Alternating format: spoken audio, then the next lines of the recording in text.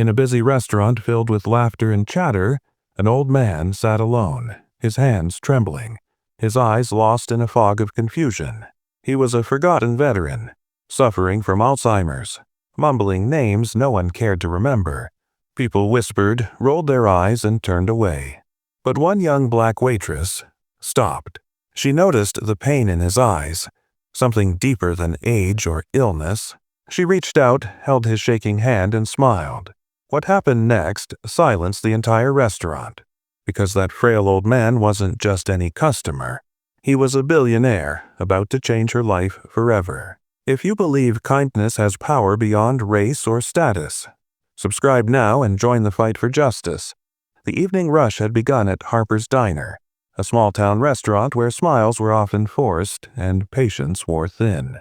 Waitresses hurried from table to table, balancing trays and fake greetings, while customers complained about cold coffee or long waits. Amid the chaos, an elderly man entered, slow, frail, and confused. His clothes were worn but neat.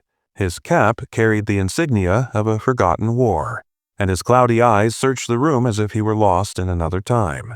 He shuffled to an empty booth near the window and quietly sat down. No one greeted him. No one offered a menu. To most, he was just another burden, another reminder of the past no one had time for. He whispered something under his breath, perhaps a name, perhaps a memory, but the world around him didn't care. Then came Amara, a young black waitress working double shifts to pay for nursing school. She noticed him immediately. There was something about the way he clutched his hat, trembling, staring blankly at the silverware. When she approached, he flinched, as though waking from a dream. "Are you okay, sir?" she asked softly. He looked up, confused. Where is my wife?" "She was just here," he murmured. Amara's heart broke. She sat down beside him, ignoring the disapproving stares from other staff. "Don't worry, sir," she said. "You're safe here." While others saw an inconvenience, Amara saw a human being. She brought him warm soup, gently held his hand to stop it from shaking, and listened to his fading stories. She didn't know that this small act of compassion, this moment of seeing someone everyone else ignored, was about to change both of their lives forever. As the diner buzzed with chatter and the scent of fried food filled the air, Amara stayed beside the old man, helping him sip his soup. His hands trembled so much that she had to steady the spoon for him. A few customers began whispering, others rolling their eyes. "Why is she wasting time on him?" one of the cooks muttered. "He's just some senile old man." But Amara ignored the comments. She saw the sadness in his eyes, the loneliness that came from being forgotten by the world he once protected. She kept talking softly, her voice like a warm blanket on a cold night. The man slowly began to speak between pauses. His name was Walter, and he had served as a decorated military veteran decades ago. He spoke of his wife, Margaret, with tenderness that made Amara's chest tighten. But his words drifted in and out, tangled by the fog of Alzheimer's. At one point, he reached into his coat pocket, pulling out a crumpled photograph.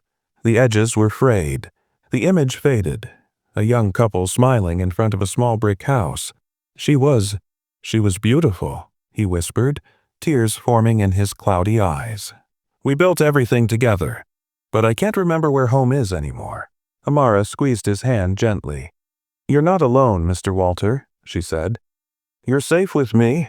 By now, the manager noticed. "Amara!" he barked. "Get back to work. You've got 3 tables waiting." "But I said now. You can't babysit every old man who wanders in here." The room went silent. Everyone watched as Amara stood up slowly, torn between duty and compassion. Then she made her choice.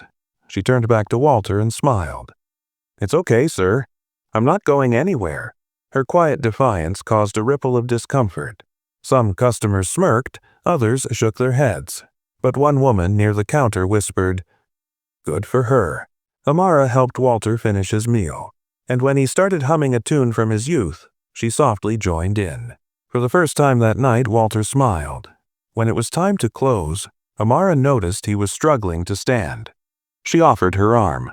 "Let me help you get home," she said. But Walter looked confused. "Home? I don't remember where that is anymore." Amara hesitated. She couldn't just leave him. Against the rules. She called for a cab and decided to stay with him until they found someone to help. She looked through his wallet. Inside was a driver's license, a few old military badges, and a gold card that read W.H. Sinclair Industries. Her heart skipped. She'd heard that name before. A powerful business family that owned half the factories in the state. But how could this man, this lost, trembling soul, be part of that world? The cab dropped them off at the address on his ID. A massive gated mansion at the edge of town. The security guards approached, suspicious. "Miss, what are you doing here?" "I'm with Mr. Sinclair," Amara replied, holding Walter's hand. He seemed lost. The guards froze. One of them gasped, "Mr. Walter Sinclair?" He immediately radioed someone inside. Within moments, the front doors opened, and a middle-aged man in a sharp suit came rushing out. "Dad, oh my God! Dad!" he shouted, his voice trembling. Walter blinked, trying to focus. "Michael?" Tears rolled down Michael's cheeks as he hugged his frail father tightly. "We've been looking everywhere for you." As Amara watched, she realized Walter wasn't just a veteran. He was a billionaire with a family, who had been desperately searching for him, but none of them had shown him the kindness she did. Michael turned to Amara, his voice shaking with gratitude. "You stayed with him? You took care of him?" She nodded softly. He looked at her, overwhelmed. "You have no idea what this means to us. But what happened next, no one in that diner, or in that mansion, would ever forget." The next morning, Amara received a call from an unknown number. When she answered, it was Michael Sinclair, the billionaire's son. His voice was steady but emotional. "Miss Amara," he said, "my father hasn't stopped talking about you. He says you're the reason he remembers who he is." She smiled softly, still unsure how to respond. "I just did what anyone should have done." But Michael insisted she come to the mansion that evening. "Please," he said, "we owe you far more than thanks." When Amara arrived, the grand iron gates opened slowly, revealing the same estate she had brought Walter to the night before. Only now it glowed with light and life. Inside, dozens of staff lined the hall as if expecting royalty. At the far end of the room sat Walter, dressed in a fine navy suit, his military medals pinned proudly to his chest. As Amara approached, his eyes filled with tears. "You stayed with me," he whispered. "When no one else did. You stayed." She knelt beside him, holding his hands. "You mattered," she said. "That's all." Then Michael stepped forward, holding a white envelope. "My father has something for you." Amara opened it hesitantly and froze. Inside was a check with more zeros than she had ever seen in her life. She shook her head in disbelief. "Sir, I can't accept this." Walter smiled gently. "It's not payment," he said. "It's a promise. For every person who's ever been ignored, judged, or dismissed because of the color of their skin. You reminded me what humanity still looks like." Tears streamed down Amara's face as she whispered, "You don't owe me anything." Walter reached out, his trembling hand brushing her cheek. "You gave me back my dignity, my family, my memory. That's worth more than money. But I want the world to know your heart." Just then, reporters began gathering outside. Michael had arranged a press conference, announcing a new foundation in Amara's name, The Hand That Stayed. It would provide care and dignity to forgotten veterans, regardless of race or background. The cameras flashed. The world watched as the once-forgotten veteran and the humble Black Waitress stood side by side, proof that compassion crosses every barrier. And as Walter looked at her one last time, he whispered, "You didn't just save me, Amara. You changed everything." The sun had barely risen the next morning when headlines flooded every major news outlet. Across the country, Black Waitress brings forgotten veteran billionaire back home. The Hand That Stayed Foundation. One act of kindness sparks a movement. Amara stood in the small kitchen of her apartment, staring at her phone in disbelief. Her face, once unknown to the world, was everywhere. Her inbox was flooded with messages from strangers, veterans, nurses, single mothers, and people of every background writing to thank her for reminding them that empathy still existed, At the diner, the usual chatter was replaced by whispers and smiles. Customers who had ignored her before now waited patiently just to speak with her, to shake her hand, to say thank you. Even the owner, a gruff man who had once scolded her for wasting time on that old man, now looked at her differently.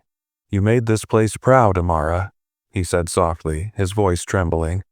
But the true transformation came later that week. Michael Sinclair invited Amara to speak at the official launch of the Hand That Stayed Foundation. The ballroom was filled with influential figures, veterans, and families whose loved ones had been lost or forgotten. Cameras rolled as Amara took the stage. She wore a simple blue dress, nothing extravagant, but the grace in her posture silenced the entire room. She began slowly, her voice trembling at first. "When I saw Mr. Walter sitting alone, confused, everyone else just looked away. Maybe they thought someone else would help him. Maybe they thought he wasn't worth the trouble. But I saw my own grandfather in him. I saw someone who once fought for all of us. Someone who just needed to be seen again." The audience leaned forward, their eyes glistening. "Racism doesn't always shout," Amara continued. "Sometimes it hides in silence, in the way we choose not to care, not to help, not to see. But every time we look away, we lose a little piece of our own humanity." When she finished, there wasn't a dry eye in the room. The audience stood and applauded for minutes. Reporters captured every second. The billionaire's son wiping his tears, Walter smiling proudly from his wheelchair, and Amara's humble expression glowing under the soft lights. Within weeks, the Hand That Stayed became a nationwide initiative. Hundreds of volunteers joined the cause, visiting nursing homes, hospitals, and veteran centers, offering companionship and dignity to those forgotten by society. Schools began using Amara's story in their lessons about compassion and equality. Churches and community leaders called her the waitress who changed America's heart. But Amara didn't see herself as a hero. She still worked her morning shifts at the diner, still helped her neighbors with groceries, still cared for her sick mother. "I just did what anyone should do," she'd say whenever someone tried to glorify her act. Months later, Walter passed peacefully in his sleep. The news broke the nation's heart, but his legacy lived on. His son invited Amara to the memorial, where veterans from every corner of the country gathered to honor him. At the ceremony, Michael handed Amara a folded American flag, whispering, "You gave my father back his honor. Now it's time you carry it forward." Amara held the flag tightly, tears streaming down her face. "I promise I will," she whispered. As the crowd stood in silence, the breeze lifted the edges of the flag, and the golden rays of the setting sun illuminated her face, a symbol of unity, strength, and grace. That night, as she walked home under the quiet sky, her phone buzzed again with messages of gratitude and hope. One stood out from a young boy. "Miss Amara, because of you, I helped an old man at the park today. He said I reminded him of his daughter. Thank you for showing me what kindness looks like." She smiled, whispering softly to herself, "That's all I ever wanted." And as the stars glimmered above, one truth became clear. Justice isn't only about laws or power. Sometimes justice is a hand that stays when everyone else walks away.